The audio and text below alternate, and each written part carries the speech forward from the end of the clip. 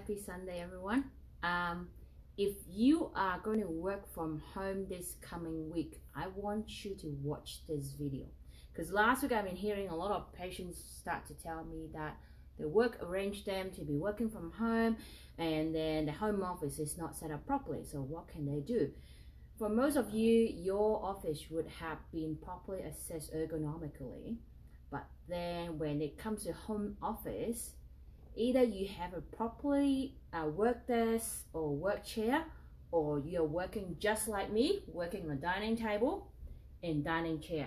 So today what I'm going to touch on is what you can do to be creative and just to be able to making sure that you are doing the best you can with your ergonomics, and how you can actually look after spinal health and everything while you're working from home. So while I'm doing this video, if you have any question, make sure you comment on it so that I can reply to it, or make sure you share this video to all your colleagues or your friends who are going to work from home. So one basic principle: if you're working from home, most of you are going to be working from a laptop, which is the worst thing that could happen, because your hands will be down and then your head is dropping down that way, which is not ideal, because everyone knows the best way to look at a computer, it's when the screen is leveled to your eyes. So what can you do to compromise? I'm pretty sure that everyone has lots of boxes at home that you can utilize, or any files just like that that you can utilize. You can do this to lift things up a little bit, or even better, just like what I normally do at home. You might have to work from home. I find a bit of big boxes, put it up there to make sure it's all the way up to my eye level. The screen is all the way up to my eye level. And even better, have an extra keyboard that could link with Bluetooth to put it on there. Okay, so make sure you're doing that so that your arms is actually properly rested, and then you have a proper screen on there as well. Okay, if you can't, here's the other way that if you don't have a separate keyboard, this is what I recommend patients doing as well. Find something that you could be tilting just like that. I've got this old one for previous what I have. At least you can lift it a little bit and make sure your arms are actually lifting a little bit. So this is what you can do to compromise if you are sitting down. Whatever you can do, find a thick file or a thick book that you can actually lift your laptop up so that you are actually looking at eye level. Otherwise, I don't want to see you the week after where you're coming with a crooked neck because you have been looking down at your computer just like that. See how that chin jutting forward? That chin jutting forward movement is going to create a lot of compression right in this junction here, which is going to build up with neck pain, headaches, and things like that. Or even worse, if people are turning the chin way too forward, it's going to create this big hump here that a lot of people call them a buffalo hump, and quite often they come in and tell me, hey doctor, can you push it back? I was like, I can't push it back. It's a change in posture that you can change it.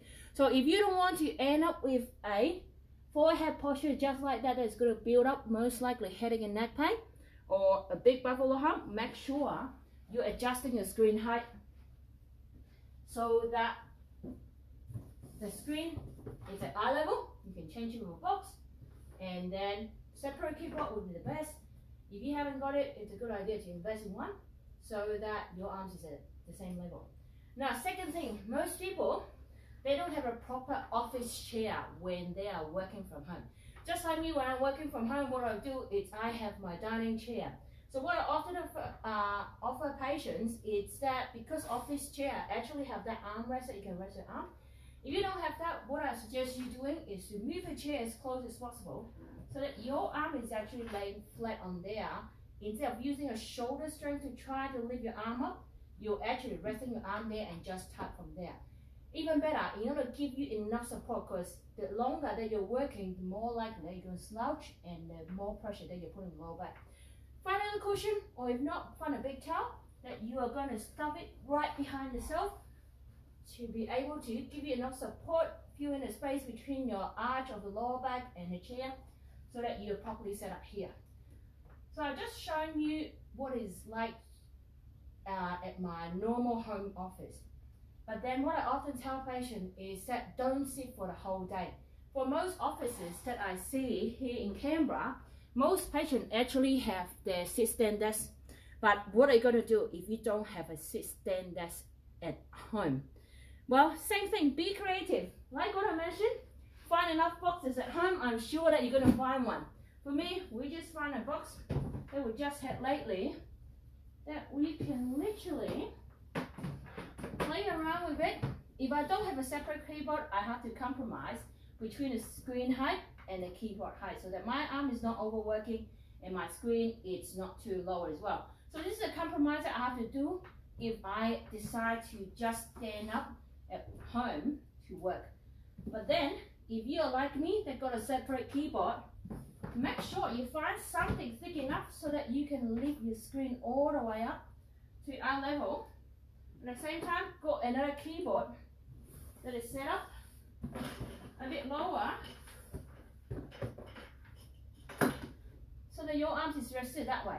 So make sure you change your posture every now and then to make sure you're not overstressing the body. At the same time, what I tend to see with a lot of people when they are having a standing desk, it's what they tend to do is they stand far too behind from the desk and they end up leaning forward that way. So make sure you're walking forward all the way closer to the desk.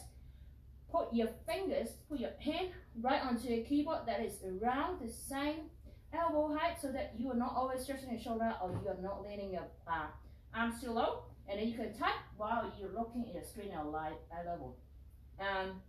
So that's what I'm going to tell you about my home office, that if I need to be working from home, this is what I need to do. Make sure your screen is at eye level and be creative at home. Find boxes just like that. I'm sure that you can find something, or even sometimes what I had at home is those little stools that you can do. Be creative. I'm sure that you've got a lot of boxes, a lot of books at home that you can use to build up the proper height for your computer. I don't want you to be working from home and end up with a neck pain and headache and come in and tell me that, Winnie, what can I do? Much rather that you be looking after your posture while you're at work, at home, so that you're not building up that much stress. Drop me a message if you want to ask more questions. Make sure you share this video to all your colleagues or your friends so that if they are working from home, they can learn how to properly set up a desk without spending thousands of dollars to try to get yourself an ergonomic table or things like that. In the next few days, I'm going to do a few more videos on what you can do if you are at home and what are the little exercises that you can do to maintain spinal health. If you have any specific topic that want me to talk about, make sure you leave a comment there. Last week, make sure you share this video and stay clean, stay healthy, and stay calm. I'll see you next time. Bye.